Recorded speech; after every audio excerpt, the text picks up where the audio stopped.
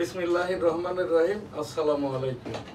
Virtual editor হাফেজ মাওলানা শাহজালাল গোলদার স্টুডিওর বাহির হতে অনুষ্ঠানটি এডিটিং এবং পরিচালনা করছেন। আজ আমার এখানে ক্যামেরার পিছনে হাফেজ মাওলানা রিফাত আহমেদ, নিয়মিত উপস্থাপক এবং অনুষ্ঠান পরিচালক মুস্তাফিজুর রহমান গোলদার।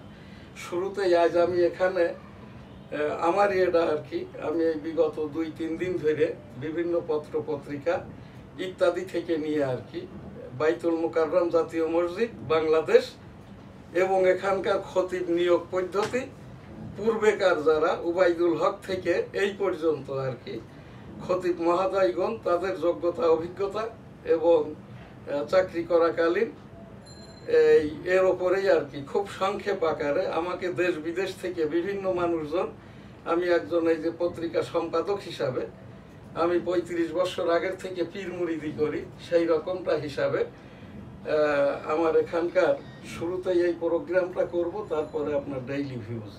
এখানে আপনার এই বাইতুল মুকাররম সংক্রান্ত আপনার কি প্রশ্ন আছে একটু বলে রাখেন, আমি একসাথেই আমার 4 মিনিট সময় এতেই শেষ করে দিব ইনশাআল্লাহ। বাইতুল মুকাররম খতিব এর আগেও আলোচনা হয়েছে, খতিব বর্তমান খতিবকে নিয়ে জনাব মালিক সাহেব। ওনার আমরা ইদানিং দেখছি উনি যে বক্তব্য রাখছেন বিভিন্ন ওনার জুম্মার দিনে, যে ওনার খতিবের দায়িত্ব বা খতিবের বক্তব্য আমরা হয়তো এক পত্রিকাতে ইদানিং দেখছি যে সেটা আল কাউসার মাসিক আল কাউসার, ওটা সম্পাদক অন্য মালিক সাহেব। তো সেক্ষেত্রে সেখানে কিছু কিছু রেড পয়েন্ট আছে, এগুলো আপনিও হয়তো এই বিষয়ে আপনার নলেজে আছে। তো যাই হোক, আমি অত দূরে যাব না, আমি এখানটায় যেটা আমি পড়ে শুনে যেটা বুঝেছি ওই দিকে যেতে গেলে গিবতের আওতায় পড়ে যাবো, গিবত গুনাই কবিরা, ওই দিকে আমার যাওয়ার দরকার নাই। বাইতুল মুকাররম জাতীয় মসজিদ যেহেতু এখানে বর্তমান বাংলাদেশের পীর মুরিদি আলেম উলামা আল্লাহওয়ালা শিক্ষকগণ, শিক্ষক যারা মাদ্রাসা লাইনে বা ঢাকা বিশ্ববিদ্যালয় অন্যান্য বিশ্ববিদ্যালয়ে অ্যারাবিক ডিপার্টমেন্টের, ইসলামের ইতিহাস ডিপার্টমেন্টের যারা শিক্ষক, এদেরও কারোরই বয়স কিন্তু এই যে আল্লামা দেলোয়ার হোসেন সাইদি হুজুরের থেকে বেশি নয়। যে কারণে আর কি ইতিমধ্যে আমি প্রায় 80 থেকে 81 জন রিকগনাইজড বাংলাদেশস্থ বহির্বিশ্ব থেকে যারা আর কি এই যে সনদধারী প্রতিষ্ঠানিক, যার ভিতরে এই যে মিজানুর রহমান, ইনি আল আজহার বিশ্ববিদ্যালয় মিশর হতে আর কি এই যে ইফতার ওপরে দাওরা হাদিসের ওপরে পোস্ট গ্রাজুয়েশন করা, এই মিজানুর রহমান আজাহারির হুজুর হচ্ছেন আর কি প্রাথমিকের হুজুর লুৎফর রহমান, যেনার বাড়ি আর কি নোয়াখালীতে আর কি, উনি মারা গেছেন 1-2 বছর আগে। উনি আসামের একটি আলিয়া মাদ্রাসা থেকে এই কি বলে দাওরা হাদিসের ওপরে আর কি ফারেক লুৎফর রহমান। তো এই জায়গাটায় এই লুৎফর রহমানের ছাত্র হচ্ছেন মিজানুর রহমান। কিন্তু মিজানুর রহমানও এটা গিবত না হুজুরকে বৈষম্য বানানো না খাটো করা, এইটা আমি ওই দিকে যাব না। মিজানুর রহমান বললেন আমার হুজুর ছিলেন লুৎফর রহমান, আমি ওনার হিস্ট্রি পড়েছি, তখন হয়তো বুঝেছিলাম যে উনি বুঝি বাংলাদেশের কোথাও থেকে, কিন্তু লুৎফর রহমানের যখন গুগলে যেয়ে দেখলাম উনি আসাম আলিয়া মাদ্রাসা থেকে আর কি দাওরা হাদিসের ওপরে এবং এই যে মুফতি হিসাবে আর কি মাওলানা টাইটেল পাস, এই মুফতি মাওলানা লুৎফর রহমান, এনারই ছাত্র ছিলেন ছোটকালের আর কি এই মিজানুর রহমান। তো মিজানুর রহমান বলছেন কি আর কি আমার হুজুর হলেও উনার পড়াটা আমার মতো এত শুদ্ধ না, মাওলানা আব্দুল আজিজ ডাক্তার সাহেব আমার দিকে একটু লোক দেন। তো এই যে এই লুৎফর রহমান সাহেব মিজানুর রহমানের এই হুজুর ছিলেন প্রাথমিকের। তো উনি বলছেন ওনার ওই পড়াটা একটু আমার মতো শহীদ শুদ্ধ বা ছিল না আর কি। তো এইটা তখন আমার কিউরিসিটি জাগলো যে আমি এই মাওলানা লুৎফর রহমান সংক্রান্ত একটু স্টাডি করে দেখি। যে দেখলাম তৎকালীন আর কি এই ভারতবর্ষের ওই দেওবানদের মতোই কিন্তু আসামের যেটা আলিয়া মাদ্রাসা আছে আর কি, আপনার তো জানা আছে। তো এইটা জানার পরে আমি কিন্তু তখন ওই লুৎফর রহমান সাহেবের ওয়াজ নসিহত মাঝে মাঝে শুনতাম আর কি। হ্যাঁ, ওই দিন থেকে আমি লুৎফর রহমানের বেশ ডজন খানিক আর কি ওয়াজ শুনেছি। এর মধ্যে আর কি এই তখন ওই লুৎফর রহমান সাহেব মাঝে মাঝে আর কি তার এই অজনসিয়ত করার সময় আর কি উনি এই দেলোয়ার হোসেন সাইদি হুজুরের কথা বলতেন, আল্লামা দেলোয়ার হোসেন সাইদি।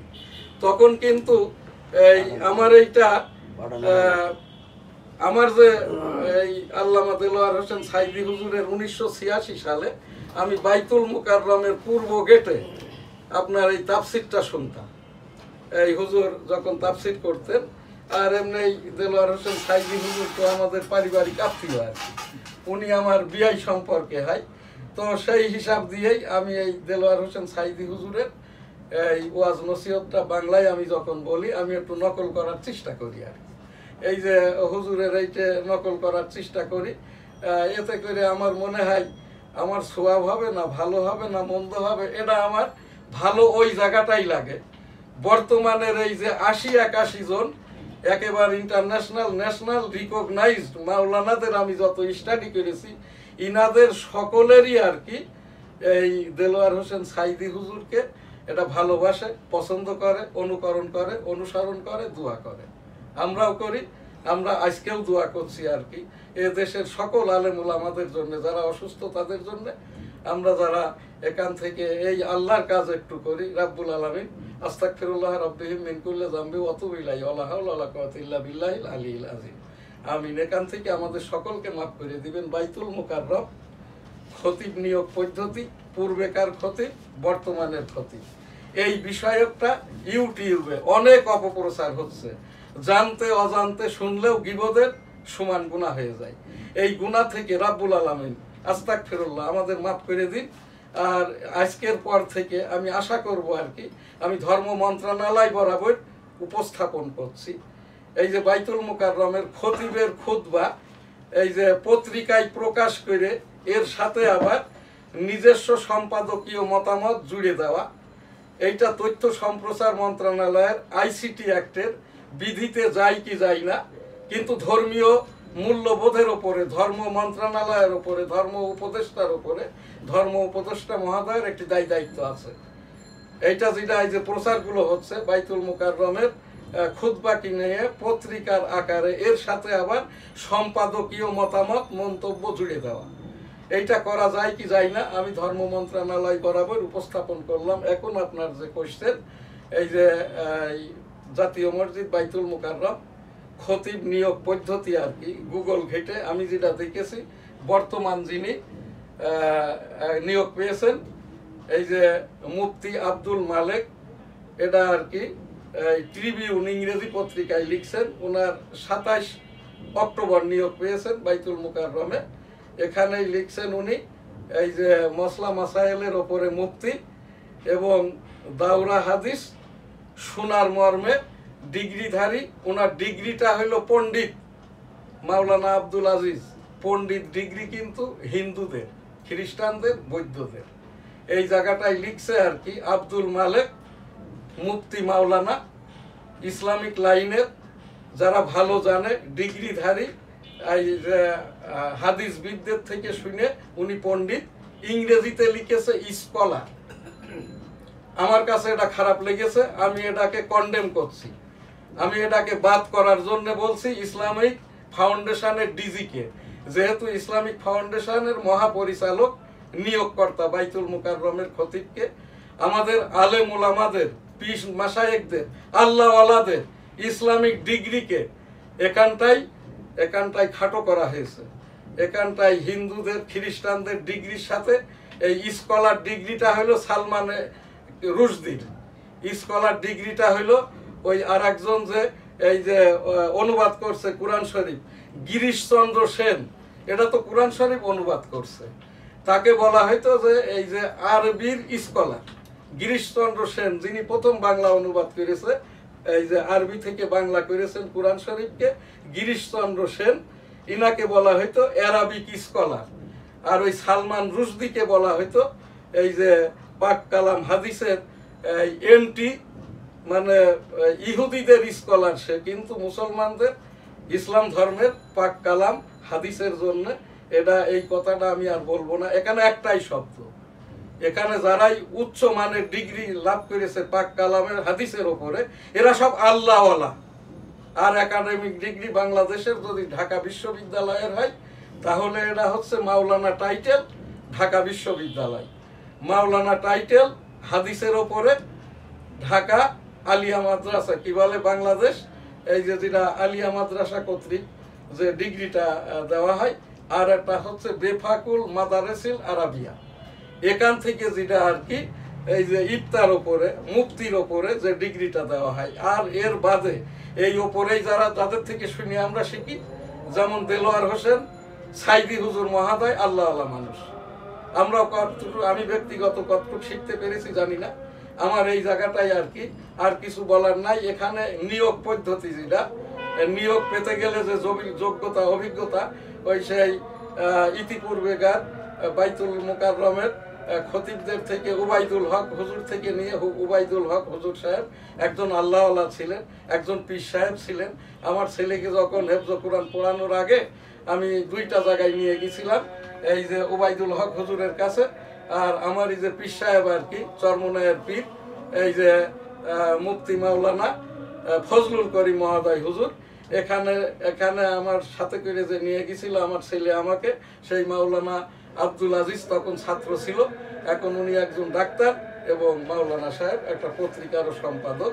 তো এই জায়গাটাই আর কি আমার এই যে নিয়োগ পদ্ধতিটা হচ্ছে, এখানে হাফেজ হতে হবে, তারপরে হইলো তাকে কওমি লাইনের হাদিস এবং কুরআন এটার উপরে যদি মাওলানা হয়, তাহলে ঢাকা বিশ্ববিদ্যালয়ের আর লাগবে না।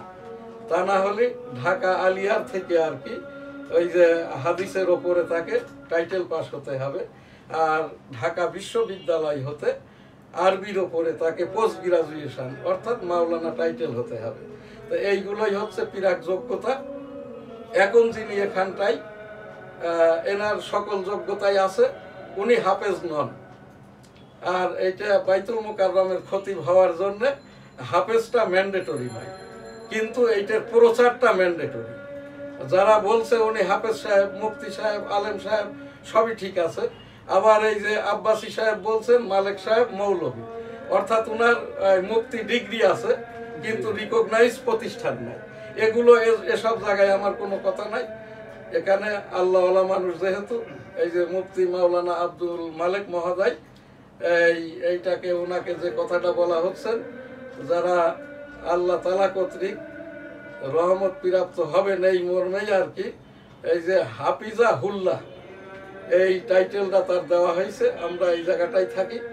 আর এখান থেকে এই যে যিনি আব্দুল মালেক মহোদয় আগে উপস্থাপন করেছি, যিনি এখানে দায়িত্ব পালন করছে, যেহেতু ইনার নিয়ে অনেক কথাটাই হচ্ছে, যে কোনো একদিন ওই যে খুতবা বয়ানের পূর্বে আর কি তার পরিস্থিতিটা এখানটাই যদি একটু বলে দেন আর কি, আমরা যারা সাধারণ মানের মুসল্লি 18 কোটি জনগণ, এর ভিতরতে 17 কোটি মুসলমান, সকলেই আমরা উপকৃত হই। আর এই জায়গাটাই ইসলামিক ফাউন্ডেশন বরাবর আমার যে উপস্থাপনাটা আর কি নিয়োগকর্তাদের উপর, এবং এই যে জুমাবারের খুতবাকে নিয়ে পত্র পত্রিকা বাইরে আলাপ আলোচনা, আর যাদের রিকগনাইজ নাই ইউটিউবার সোশ্যাল মিডিয়া, কোনো ক্রমেই যাতে করে আর কি এরা এই যে ওই বাইতুল মুকাররম সংক্রান্ত, বাইতুল মুকাররমের খতিব সংক্রান্ত, পীর মাশায়েখ সংক্রান্ত, আলেম উলামা সংক্রান্ত এইটা জানাইতে গেলে তাদের ওই কি করতে হবে, এখান থেকে রিকগনিশন অথবা চার্টার্ড অনুযায়ী আর কি অনুমোদন সাপেক্ষে নিউজ বা খবরটা বলতে হবে আর কি। এই রিফাত, এই প্রোগ্রামটা আমাদের এখানেই তুমি শেষ করে দিয়ে নামাজের পর পরেরটা করবো। আমি শেষ করছি আর একটু 2 মিনিট আর কি। এখানে আমার যে উপস্থাপনা আর কি, সারা বাংলাদেশের যত আলেম উলামা আপনারা আছেন, পীর মাশায়েখ আছেন, তাবলিগ ওয়ালারা আছেন, তাবলিগি মুরব্বী আছেন, আমরা গীবতটা পরিহার করি। আমরা এখানটা থেকে আমাদের যেটা কাজ, মুসলমানদের যেটা কাজ, ইসলাম ধর্মের যে কাজটা আর কি, সেই কাজটাই করি। অর্থাৎ সত্য বলা, হালাল রুজি কামাই করা, সুদ ঘুষ পরিহার করা, জিনা ব্যভিচার না করা, জিনা ব্যভিচার কাউকে করতে না দেওয়া, এবং এর উপরে ইসলামিক যে আইনটা আছে সেই ইসলামিক আইনটা বলবৎ করা। মাননীয় উচ্চতর আদালত কর্তৃক। এবং এই যে মাওলানা সাহেব টু মাওলানা সাহেব, এই বৈষম্যটা সৃষ্টি করা না করা, একে অপরকে গিবত না করা, আইসিটি মন্ত্রণালয় বরাবর উপস্থাপনা, যাদের সোশ্যাল মিডিয়া অর্থাৎ ডেডিকেটেড ইমেইল নাই তাদের কোনো অনুষ্ঠানটা প্রচার করতে দেওয়া যাবে না, এটাই আইসিটি অ্যাক্ট। এই যে 2018 সালের আইসিটি অ্যাক্ট এবং ইউটিউব সামাজিক আইন সাংবাদিকতা, আমার এতে 2000 মিনিটের প্রোগ্রাম আছে আইসিটির ওপরে। এবং এখানটায় আর কি এই আইসিটি 2018 আইনটিও এখানে, এটা আমার সাংবাদিকতার বই, তথ্য সম্প্রচার মন্ত্রণালয়ের আইন সহ। এখানে বাইতুল মুকাররম বিষয়ক, বাইতুল মুকাররমের প্রতিষ্ঠা কাল 1968 সাল, এখন মুসল্লি ধারণ ক্ষমতা 42,000। বাইতুল মুকাররমের খতিবের বেতনটা এখন 1,83,000 টাকা। 6 লক্ষ না, ওটা কম করা হয়েছে। ও আচ্ছা। এখন ওই প্রধানমন্ত্রীর যেটা প্রধান উপদেষ্টার যে স্যালারি 1,83,000, জি। বাইতুল মুকাররমের খতিবেরও স্যালারি 1,83,000। আর এখান থেকে যেটা আর কি বাইতুল মুকাররমের খতিব যিনি হবেন আর কি, এখানে ওই পাক আল্লাহ পাকের রাব্বুল আলামিনের যে বাইতুল্লাহ কাবা শরীফ মদিনা মুনওয়ারা, এখানটায় যেভাবেই আর কি বর্তমান এই যে জুমার নামাজের খতিব মহাদয়গণ তাদের যে পোশাক আশাক সুন্নতি লেবাসটা, এইটার আলোকেই আর কি এখানটায় আমাদের সাধারণ মানের যারা আমাকে প্রশ্ন করে, বা আমি একজন পীর মুরিদি করা মানুষ হিসাবে আর কি, আমার উপস্থাপনা বাইতুল মুকাররমের খতিব মহাদয় বরাবর আপনি আল্লাহর ঘর বাইতুল্লাহ যেভাবে ওই যে খতিব মহাদয়গণ আর কি জুমার নামাজটা পড়ান, ওই সেই আপনার সুন্নতি পায়জামা, পাঞ্জাবি, পাঞ্জাবির ওপরে হচ্ছে জুব্বা, এরপরে টুপি, টুপির ওপরে পাগড়ি, পাগড়ির ওপরে আর একটা যেটা এই যে পর্দার রুমাল বলা হয় যেটা আর কি, এই জায়গাটাই এটা আমার এই দর্শকদের উদ্দেশ্যেই আর কি আমি এইটা উপস্থাপন করে দিলাম। আজকের প্রোগ্রাম আমি এই যে বিশেষ বাইতুল মুকাররম প্রোগ্রাম এখানেই শেষ করছি। আলহামদুলিল্লাহ, আল্লাহ হাফেজ।